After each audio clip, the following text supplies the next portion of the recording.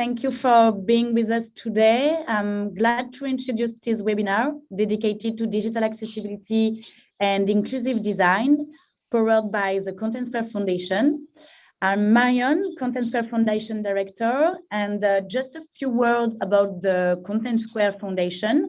The approach is to go beyond technology to create a world of accessibility for digital information by keeping in mind our twofold core vision. First, raise awareness by educating people and organizations on the immediate need to give equal access to digital content for all. And second, by making a social impact in collaborating with corporation, education institution, and software development community.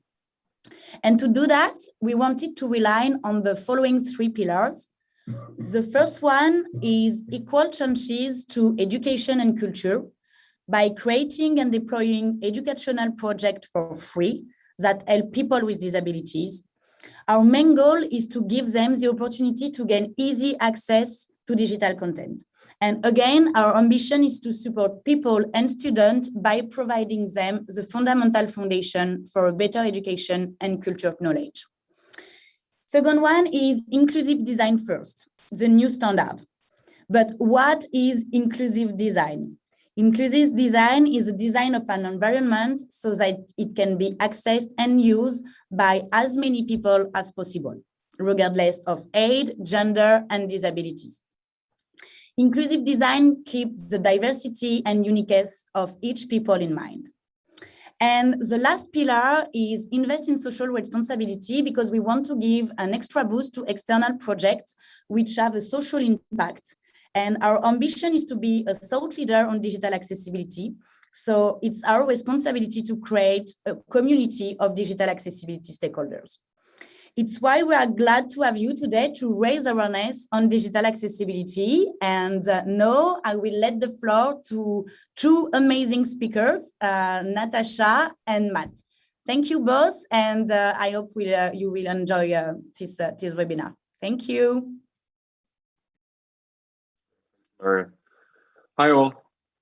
I'll just do some quick introductions. I'm Matt, UX UI design lead here at Content Square. Work very closely with lots of different teams, but this team is by far my favorite accessibility team. Marion, Isabel, Natasha, Anto. It's the great cause. It's a very important subject, and it's a privilege to be here today. For any attendees that are blind or visually impaired, just to let you know and describe myself, I'm white, I've got bleach blonde hair, I'm wearing a black shirt, and I wear a lot of jewelry, I've got tattoos, and that's me. So welcome, and I'll hand over to Natasha now before we get started. Hi everyone, so yeah, I am Natasha. I am the accessibility expert at Content Square. I arrived at Content Square just a few months ago, and it's just been an amazing experience so far. Very international, and I love that. I love international stuff. And to me, accessibility is a very important subject. That's why I started working in this area. And to describe myself, just like Matt did, for blind people, I am a white and blonde girl with a bandana in her hair. I love doing that. And golden and red earrings. And I'm wearing a black Content Square sweater. I'm usually not very corporate, but today I thought it was a good thing to do. There you go. I'm leaving the floor to Matt, who will start the presentation today. Yeah, cool. Let's jump in. So the agenda, we've got a lot to cover today. We're going to do a quick icebreaker just before we begin. Then we're going to do an introduction to disabilities and accessibility. Then we're going to talk about Content Square and digital accessibility. So the wonderful Isabel is going to step in and just say a few words. Then what's at stake, an accessible website, how, and then finally, if we've got time, we're going to do a little workshop of some do's and don'ts. In terms of questions, if we do have time at the end, we can always do a very quick Q&A. But for now, feel free to add any questions in the chat, and either myself or Natasha, when we're not speaking, we will answer as best as we can. Okay, let's do this. So if we go to the next slide, we've got the icebreaker. So we've got a few slides coming up now where we want you to kind of want to gauge who is doing what. So you'll see a poll. So what team are you today? Are you using your mouse or are you using your keyboard to kind of navigate sites? So keyboard only or mouse, or a mixture of both, but yeah, mouse or keyboard. So as we can see, people are engaging and the majority is mouse, but it's amazing to see as well that we have 11 attendees today, 24% who are using their keyboard. 12, it keeps on going up, which is fantastic. So around 75% are using a mouse, 24% are using keyboard. So again, feel free to add anything into the chat as we do these slides. If you've got a kind of opinion or some advice or feedback, please feel free to kind of add that as well. Okay. Next slide.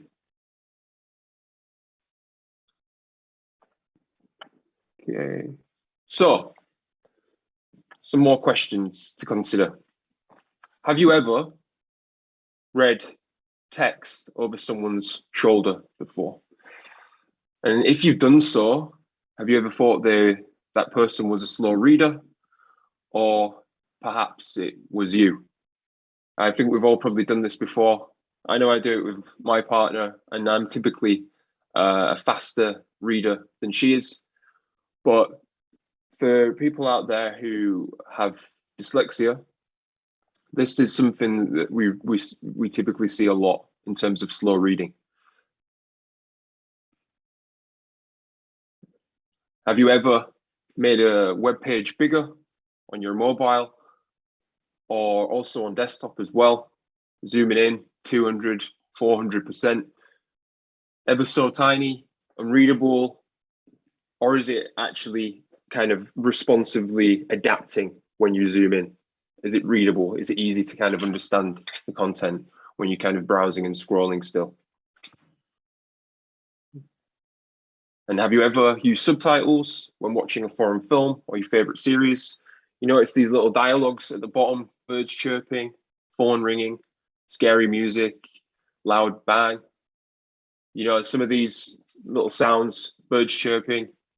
So for people out there who have kind of hearing impairments, you know, and stuff like that, that's the kind of dialogues that we need to kind of set the scene.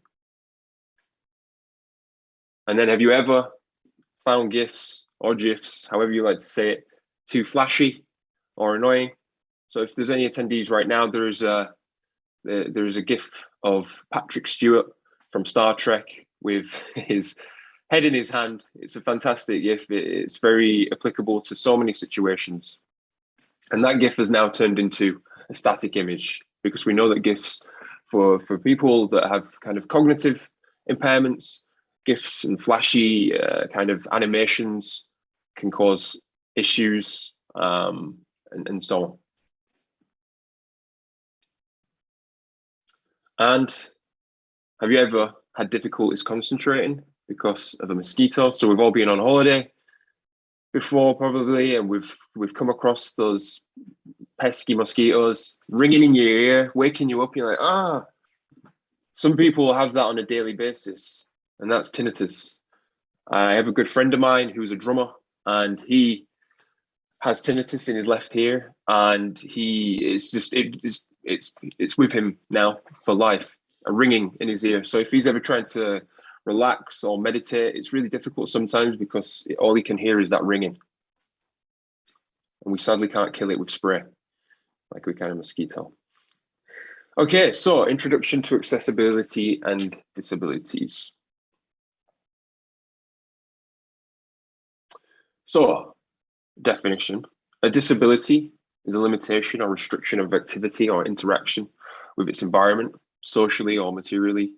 There's a number of different impairments: physical, cognitive, motor, sensory, mental, hearing, lots of different impairments that are kind of out there.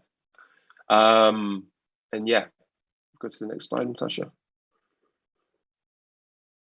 World's largest minority, so around 1.85 billion people. So what's that? Almost, a seventh of the population have some form of impairment. Around 15% of the world's population. That's a huge, huge, huge amount of people. And a lot of these people can't use websites, digital documents, phones, apps, and so on due to kind of inaccessibility. The largest market, so as I mentioned, 1.85 billion people, larger than China. It's emerging, you know, with awareness and kind of the stuff that we're doing here today. It's helping kind of boost that awareness globally. And $2 trillion. You know, guys, it's not about the money in the e-commerce landscape. We know that's something obviously that we kind of focus on, but you know, first and foremost, it's philanthropy. We want to create accessible products for everybody, not just a few, everyone. And then with that comes profit. And as we can see before, $2 trillion. 80% of disabilities are invisible. You know, we're due to lack of education. We grow up and we perceive disabilities to be someone who is either blind or in a wheelchair, Stephen Hawking. But in fact, 80% of disabilities are invisible, with 1 in 25 people who are blind or visually impaired, 285 million people. 1 in 12 men are colorblind, compared to around 1 in 200 women. 1 in 10 people have dyslexia, makes up a huge amount, around 700 million. So almost 1 billion people have dyslexia, so struggle to kind of read content on pages. And then 1 in 11 people are 65 plus today. And that's going to jump to 1 in 6 by 2050. So that's probably the majority of us who are on this webinar today. And what is our experience going to be like in 2050 compared to, say, our kind of elders now and what they're kind of going through? Big challenge for digital, because 70% of content is not accessible with, you know, for people with disabilities. 80% of new sites. I just really want to echo that again. 80% of new websites are considered inaccessible. 2 out of 3 e-commerce websites. 70% of public service websites are not accessible. We think of COVID and physical stores closing, shutting over the last year or so, 2 years almost, crazy. And people are having to go online, and public service websites or paying utility bills, inaccessible, can't do it. So we've really got to sort this out now. Spend more than 6 hours on a screen every day. You know, more and more of us now having to work from home, not being able to travel to the office. It's incredibly important that the time that we do spend online, that it's fully accessible.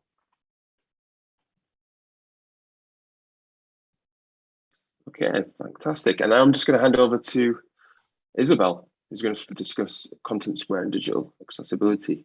Thank you so much. Hi, everyone. I'm really glad to see you all. So I'm going to tell you the story, the real human behind the stage, backstage story about the Content Square Foundation. So it all started in 2018 with Marion that you saw at the beginning of the webinar. So Marion is dyslexic. And when she wanted to start her entrepreneurship journey, she wanted to make it social.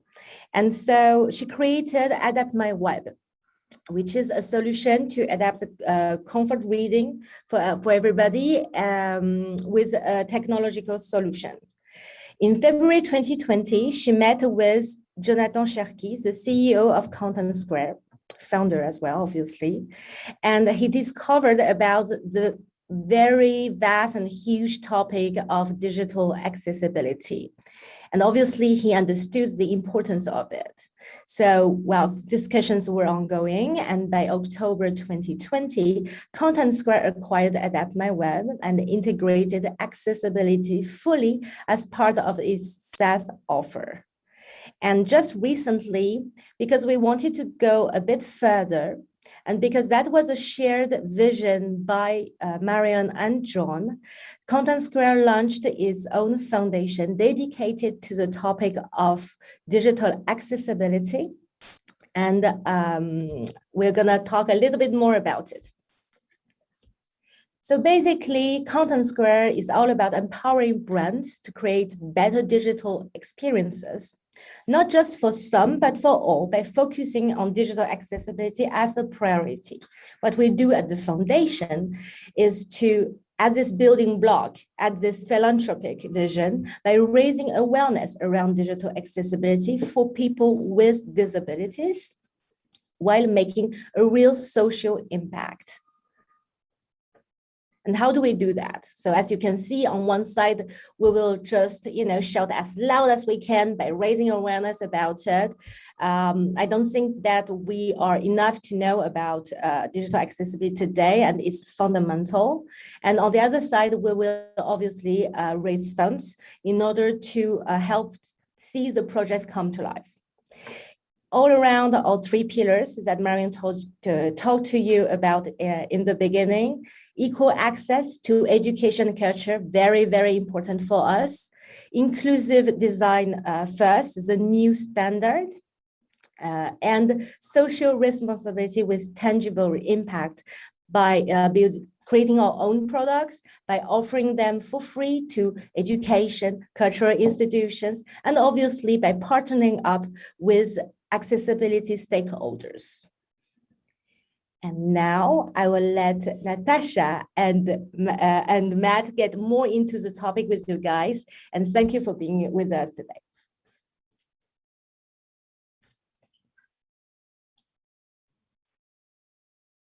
Right. Oops.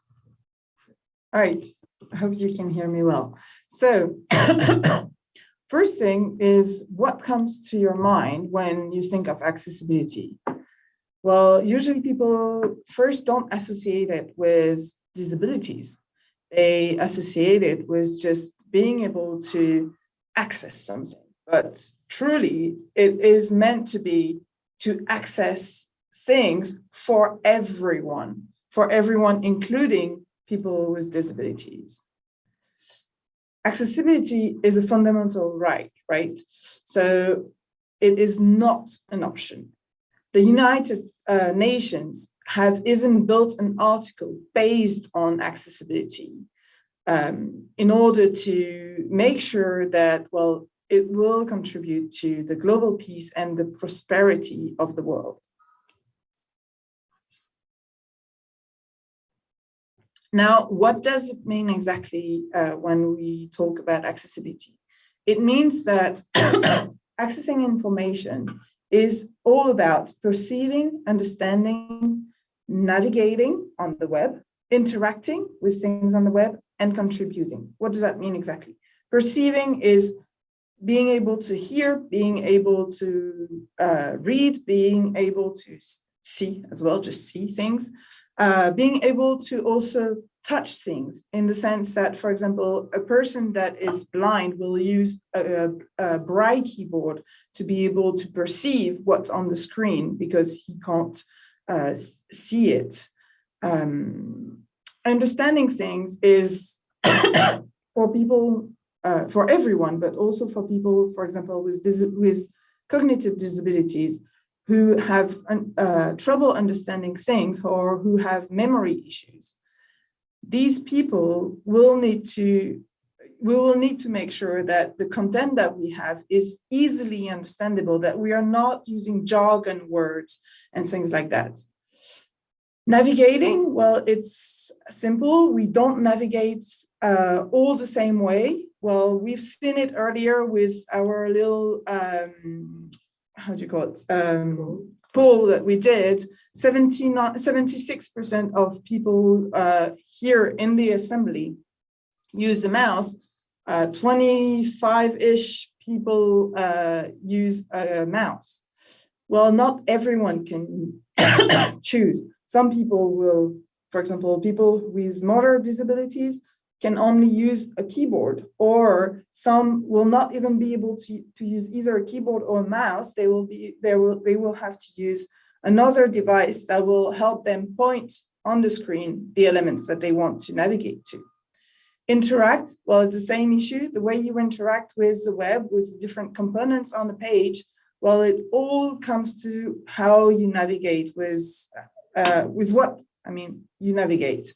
So it is very important to make sure that the interactions are easy to do and not too complex, and that you think of everything, every way of interacting, keyboard, mouse, pointer, anything like that.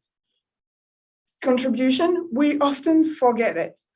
We all contribute on the web.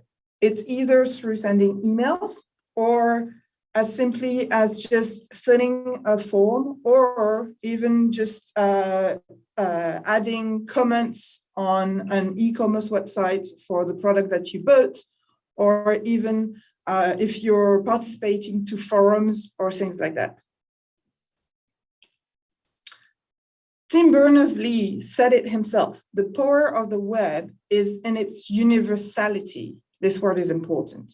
Accessed by everyone, regardless of disability, is an essential aspect. Now, what's this? I'm sure you have, most of you have never seen that and you don't know what it is. Well, you could have a clue with this little logo here. Yes, it is an Xbox controller. It is actually an adaptive controller that has been developed by Microsoft in order for disabled people, people with motor disabilities, to be able to play gamers, to play video games. And what's that? Well, that's a Braille keyboard. I talked about it earlier. Here you can see that there are a few buttons which help the user actually type away, but also there's this line here with lots of dots, white dots. These white dots allow the user to be able to read under their fingers, to fill under their fingers, the little dots that will change depending on what's written on the screen to make sentences out of it. The same way we read words with letters. What about this? That's AirPods, you're going to tell me. Yeah, no, that's not. That's actually the hearing aids that my mom is using. Truly. I actually asked her the brand so that I could find a picture. These are very important nowadays for people with hearing disabilities. So as I said, my mom has them. Why? Because she's getting older, and getting older, she's having a deficiency with her hearing. So now she's using these. And what's really amazing with this is that she can plug it, not plug it, but she can have it linked to her computer, to her mobile phone, to whatever has Bluetooth in, and can bring the sound into her ears so that she can hear it better. And she's having real fun with it, actually. Now, okay, all right. So we've talked about navigating the web. How do people with disabilities navigate the web? Well, most of them, not most of them, a lot of them use assistive technologies. The few examples that I gave you just right now previously, the 3 examples, these are assistive technologies, the 3 of them. Why? Because they assist the disabled person in their navigation on the web or on whatever they need.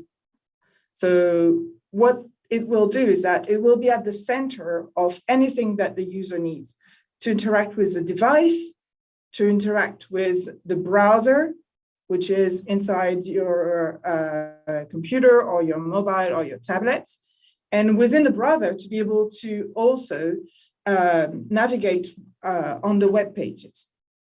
As I said, not everyone uses assistive technologies.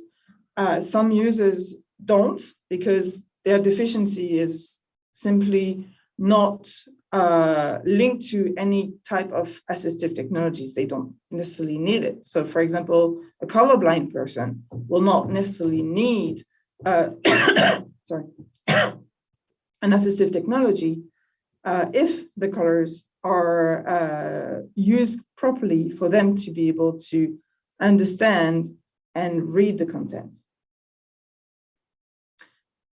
An example of assistive technology that is something that I would advise you to try on your computer is screen reader.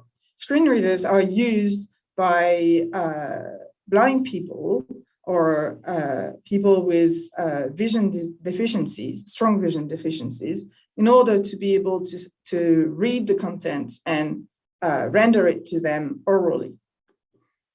I'm going to show you, one thing before I show you.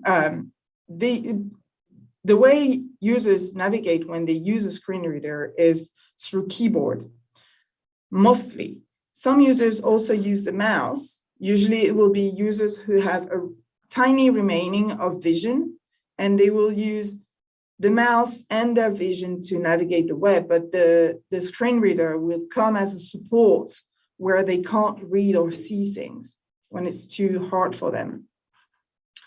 But most of them use keyboard navigation. So I'm gonna switch to the demonstration. So normally, be able to show it, or Matt confirm that everyone can hear my NVDA. Okay, great, perfect. So De Mike la fortune à tout le monde. So you're going to see that Emadia a quitté la. shush. This dude is going to talk a lot. All right. So in order to shush him, I just click the mash button in order for it to. De Mike la fortune. It's going to tell me as well everything that you guys are going to say on the discussion. So please bear with me. This was not expected. All right. So I'm going to navigate into the page. So right now, De Emadia à tout le. I'm in the browser. Touche rémanente. I'm in Online shopping and I'm site. gonna navigate to the Flipkart website. Explore plus lien. Search for products, brands and more. Okay, so it tells me search for products, brands and more, edition, search for products, brands and more, empty. So why does it say that? It says it's basically telling me the elements that it is on. So here, for example, it's telling me the name of the field I am in. So it's telling me edition because it is a field that I can edit. And it's telling me that I Vive chien a quitté la. can Vic mis dans la salle. products in this Vic. element. Pour obtenir les descriptions d'images manquantes, ouvrez. Pour obtenir les descriptions d'images manquantes, ouvrez le menu contextuel. Right. So here Vic a quitté. it's telling me that there's Vic a rejeté. but it does not tell me the name of the button. Why? Because the actual code of the button does not have a name for this button. So the user, when it arrives on this element, will have the information that it is a button, but that it is empty. Cliquable login lien. There's a login link, okay. Car lien. Oh, hold on. Why did it jump to the cart? There's a button in the middle, the more button. This more button, well, I could not access it using the tabulation. The tabulation is what most people who are blind, when they use keyboard navigation, will use. Also, users with motor disabilities only navigate through keyboard, and they will use the tabulation as well for navigation, and also the arrows back and forth and up and down. So here, with my keyboard navigation, Car lien. I cannot access this more button, but this more button Pour is obtenir. an element that provides more links for a menu to access. So this is a big issue for users because they won't be able to access these links. Top offers graphique, top offers lien. Grosserie graphique, grosserie lien. Mobile graphique, mobile. Travel graphique, travel lien. So it's telling me the different links that are in the menu right now. However, here Vic a quitté la réunion. it jumped 4 buttons, which are fashion, electronics, home, and appliances. And I can bet that it's Noise graphique, noise. Yep, it jumped the beauty, toys, and more button as well. So this is, again, the same issue. Now, it's telling me that my focus, oh, wait, did you notice that we can't see where my focus is? Well, this is another issue for users who can, Savannah Fulmer but are navigating using keyboard. They need to see where they are going. For that, they need the outline around the element where the focus is placed. If they can't see it, they don't know where they are. So it was telling me noise graphic means image, noise link. Okay, so it's an image link, yet, April sera but when I look at the slider, I mean the carousel that I am on, I can't see anything that relates to noise. And it doesn't make, oh, actually there is noise nerve, a battery, that so fast I can't even. Noise. Noise nerve, battery, mouse, whatever. So there's a lot of text in these images that are not mentioned by the screen reader. Why? Because it's not in the name of the image. So here, this is another big issue. There's a lot of content within this image that is important for the user, but that the user cannot know when they are using screen readers because it's not rendered. Okay, so these were a few examples of things that issues that you can find when you're navigating. NVDA. Quitter. Yeah, it's going to be easier that way. So yeah, so these were examples of issues that users encounter when they are navigating using either just keyboard or keyboard and screen reader. You can see that either they cannot access some of the elements and therefore not navigate properly within the website or within the page or interact with elements, but also it's also stuff that they cannot, information that they cannot have because it was not rendered by the screen reader. On the screen, I've got 3 icons of 3 types of screen readers. JAWS, which is a Windows screen reader, which you have to pay for, but you have a 40-minute session for free if you want to try it. NVDA, which is entirely free and you can download it. And I would advise you, if you are on Windows, to download it and try it out. It was the one that I was using right now to test your website, see how it goes, and you're going to see there's going to be loads of issues. I can bet that. And also, there's VoiceOver, the last one, which is the one that is already on iOS, so for Mac users. And just so you know, for mobile phones, you have Talkback and also VoiceOver on the Talkback on Android and VoiceOver for Mac user, Apple, sorry. For the Zoom, well, that's another assistive technology that is used a lot and that has a lot of influence on the way you're going to navigate. If your website is not responsive enough, and Matt Christie mentioned it earlier, we usually zoom on the website, right? But sometimes there are some information that disappear. This information might disappear because it was not properly made responsive. This is very important for some users who have a remaining of vision, but that need to zoom very strongly on the screen. So you have 2 types of zooms. You have the magnifying glass that is already a functionality on your operating systems, any of them. And you also have the zoom functionality on the internet browsers. These can actually be combined. So for example, I met a person once who had such a tiny remaining of vision, but who wanted to use it, that he was using the magnifying glass at 400% zoom. And in addition to that, on his browser, he was using a 200% zoom. So in total, it's almost as if he had 600% zoom.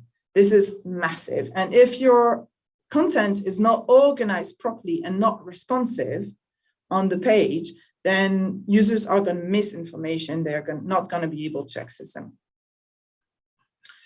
Now, what's at stake exactly? So it's an impact on the social. We've mentioned it earlier. It's a matter of inclusion. It's also something that is a stake on the legal part, because you have laws and guidelines that require for accessibility to be put in place. On the technical part, well, you have guidelines like the WCAG and the W3C who need to be applied on your websites. And when you apply them, you will make sure that your website is supported by all media, so also all kind of devices or all kind of actual media like PDF or anything or web content, and also by all the assistive technologies that exist on the market. Business-wise, we've mentioned it as well, it's increasing your audience and your revenue. So this is a big plus. I said it earlier, but I want to kind of make a focus on it. You have laws across the world. Here are only a few examples of them, but so some of them are specifically for digital accessibilities. Others are simply like, for example, in the US, requiring to avoid any kind of discrimination. So Australia, you have the Disability Discrimination Act, and in the USA, you have the, I'm sorry, I've forgotten the name, the ADA. Yeah, which is also a discrimination act.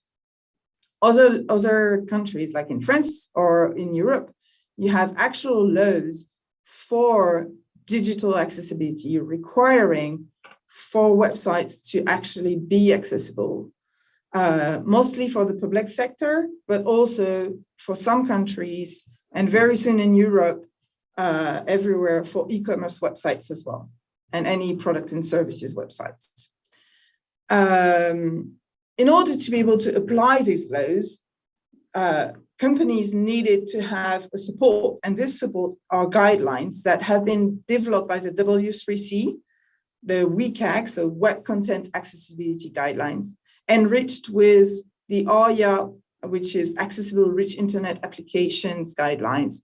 And these are made specifically for rich content, meaning content that go above and beyond just HTML things, and that require a lot of interactions. For Europe, well, we have, I'm not going to name it because the name is just unreadable. Here again, a bad name, jargon, blah.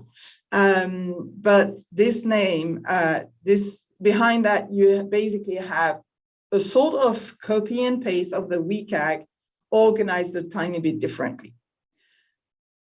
There are some local laws as well, like in France, for example, where we, not laws, sorry, some local guidelines, like in France, for example, where we have the RGAA, which is Référentiel Général d'Amélioration de l'Accessibilité, which means basically general guidelines for improvement of accessibility. These are organized a very different way from the WCAG, but the content is exactly the same. So in the end, when you make your website accessible using the RGAA or any local one, you basically make it accessible with WCAG. I talked about HTML earlier. Well, one of my colleagues, expert and consultant Nicolas Tinhat, he said recently, very recently actually, in a webinar as well, about 70% of the errors that I find when I do accessibility audits are directly related to bad use of HTML. Indeed, same for me as an accessibility expert, every time I audit a website, most of the issues are related to HTML. That doesn't mean that it is only and strictly a technical matter. It is also a matter of design. It's just that HTML most of the time is so bad because people don't apply the W3C or the WCAG rules that in the end, we end up with websites that are just not accessible. So it is very important to make sure that you apply the W3C and the WCAG when you build a website, it being with regards to the HTML or with regards to the design. So it is a challenge. Yes, it is. But it's not that it is a difficult matter as such. It's just a matter of doing things right. And you should always do that, right? I mean, it's your job. Like as a person, you should always do your job the best way. Well, the best way is accessible, right? Anyway, what I would say is try and keep it simple. Why try and keep it simple? Well, because it's going to be easier for users to access information, but then also because it's going to be easier for your designers to make things, to design things, simply as that. And finally, it's going to be easier technically for your development teams and QA teams to make sure that technically the website is going to be accessible. Meaning, if I have simple functionalities, then it's going to be easier. And in the end, there's also one thing that you have to keep in mind. Right now, simple designs are really trendy. I mean, every time I hear a client saying, I want to have a new website, okay, what kind of website do you want? Well, kind of like Apple, like something very plain and something very simple. Well, here you go. Simple designs are trendy. Now, how do you do that exactly? Well, you have to make sure that you take into account accessibility at every single step of your project. From the specifications, when you start thinking of your website, of the different functionalities that you want in there, try and think, okay, is it gonna, like, I want this functionality, but is it gonna be easy to access if I use a keyboard? Or if I use a pointer, or is it going to be easily understandable for users either with cognitive issues or, or using a screen reader? Same when you go through the UX and ergonomy of your website, like how will the flow work in between the pages and within the pages? Then when you go through UI design, it comes a lot to the information of how the information appears on the screen, the colors that you use, the organization of the elements, things, all these things are very important. The titles, things like that. Within the development, well, we've seen it.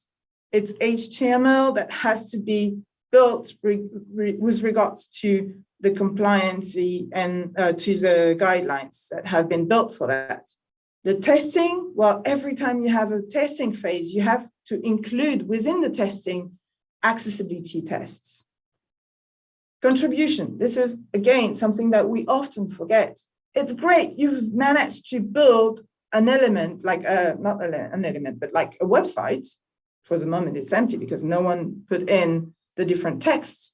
But if you have something that is accessible, and then suddenly the person who will contribute, it being marketing or whichever team, if you have like an editor team or whatever, any team that contributes on the website should always make sure that the way they contribute is also accessible. And there's a lot of things related to contribution. Finally, in order to loop the loop, well, you have to make sure that when you have maintenance that is being put in place for your website throughout the life of your website, well, you also have to make sure that you will add accessibility to it by making sure that if you modify an element because there's either a bug or either because it's not functioning exactly the way you want it, well, then you're going to make sure that it's still functioning for people with disabilities. If you add new functionalities, it's the same. You have to make sure that these functionalities are accessible as well. In the end, it's also a matter of training all your teams. And I say all your teams, even the managers. Yes, because they are the sponsors of your project.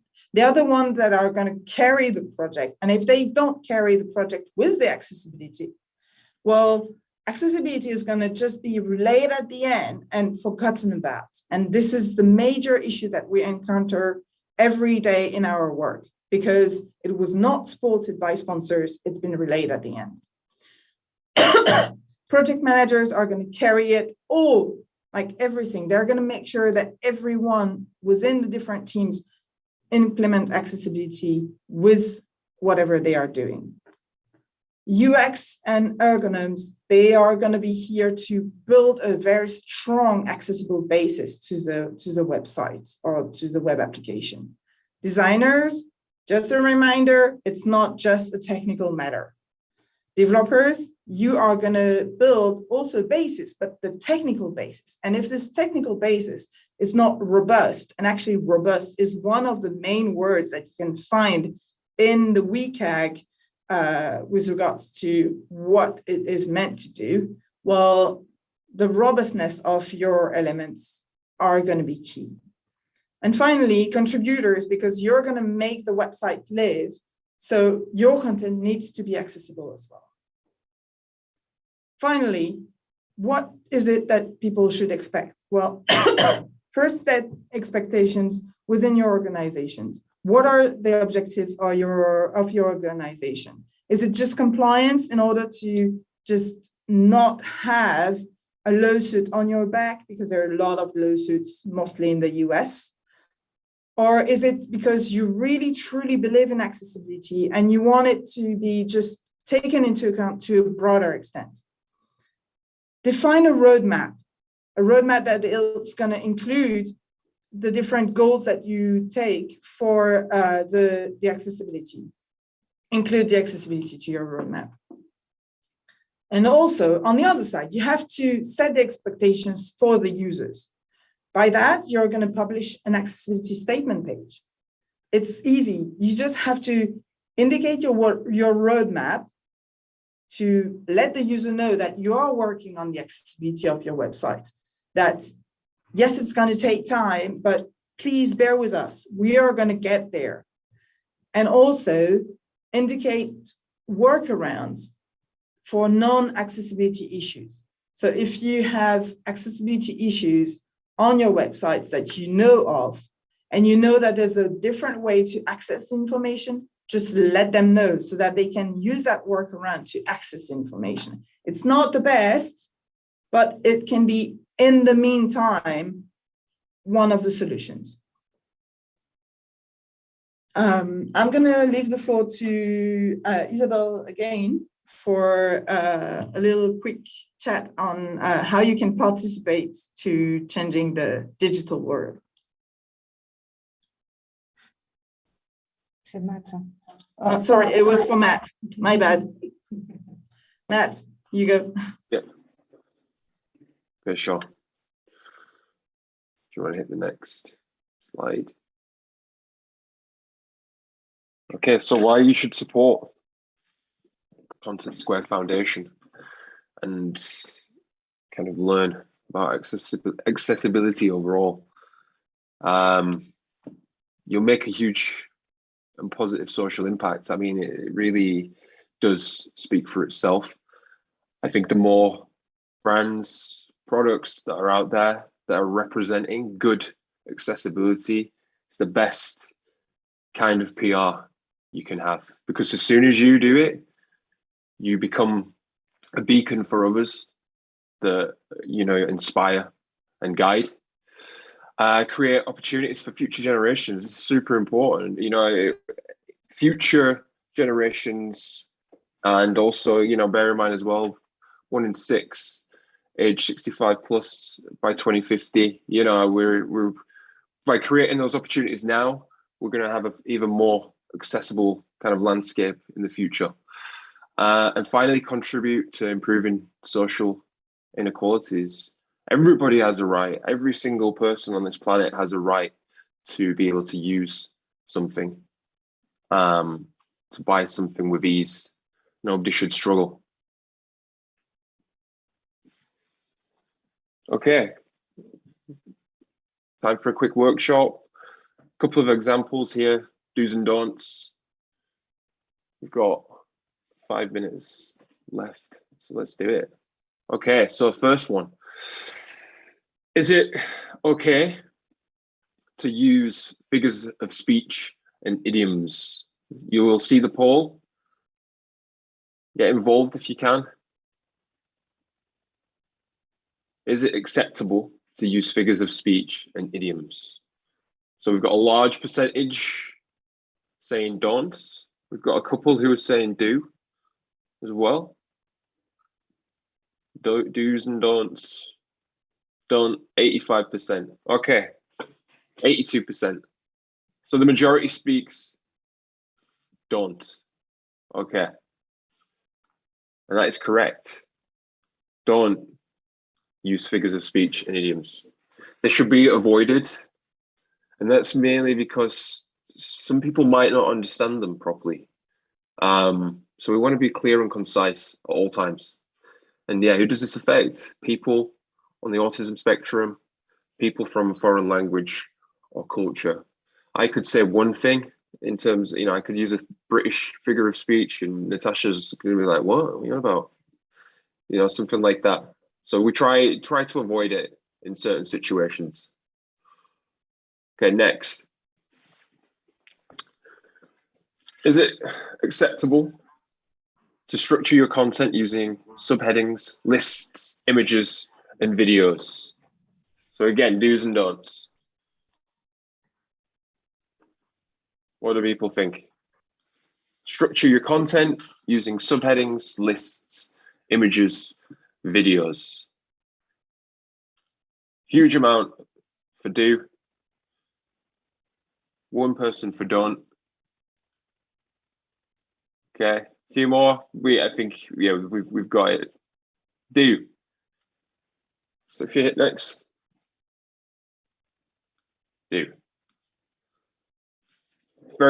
It's important to vary the type of content, so users are not drowned out in a block of text. Content should be organized, always defined. Good coding practices from developers as well, keeping that structure in place. Assistive technologies such as screen readers are able to kind of then navigate efficiently and effectively. Media images should have alternatives too. We want everybody to experience the site, whether they've got a visual impairment or not. Who does this affect? Everyone. But, you know, particularly people with cognitive, motor, and visual disabilities. Okay, next one. Is it acceptable to spread content all over the page using cluttered layouts? Do or don't? Do we want to spread content all over the page using cluttered layouts? I'll be upset if I see a do for this one.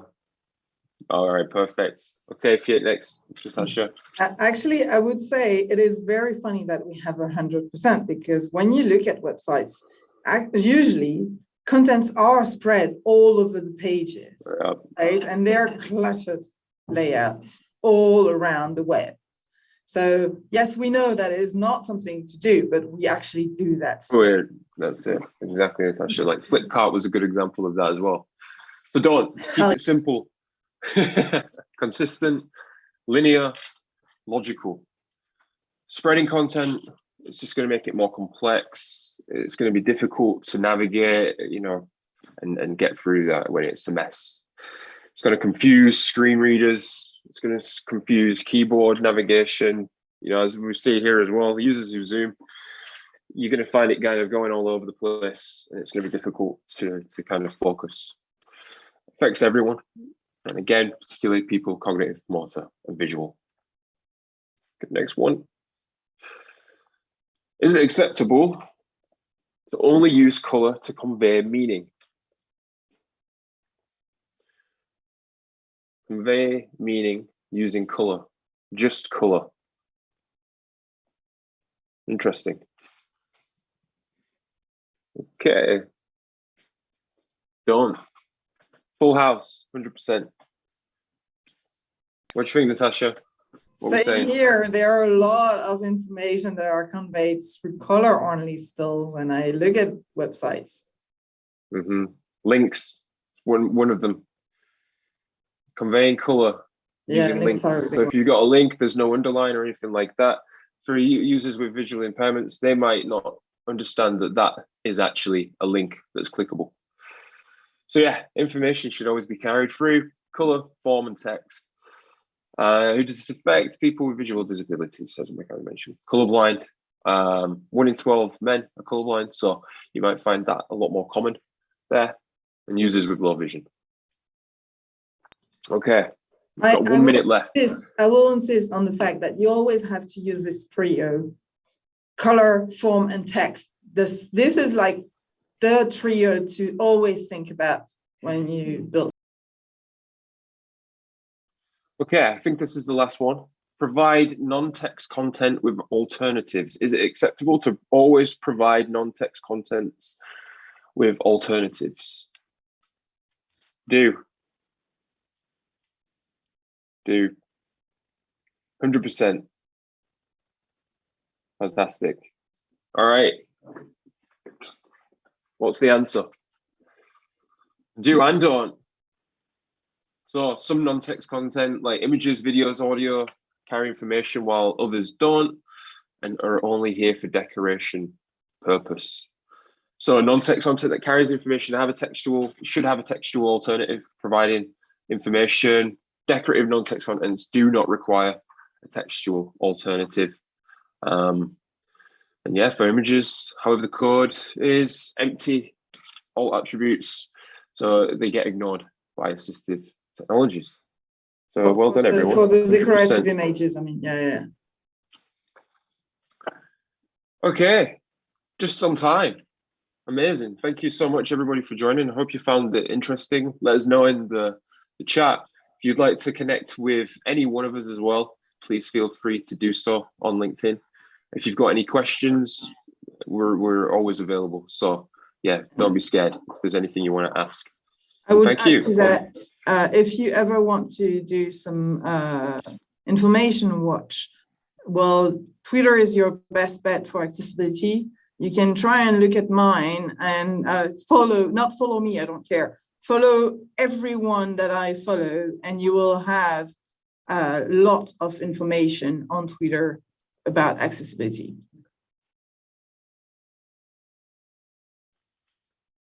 Fantastic. Thanks, everyone.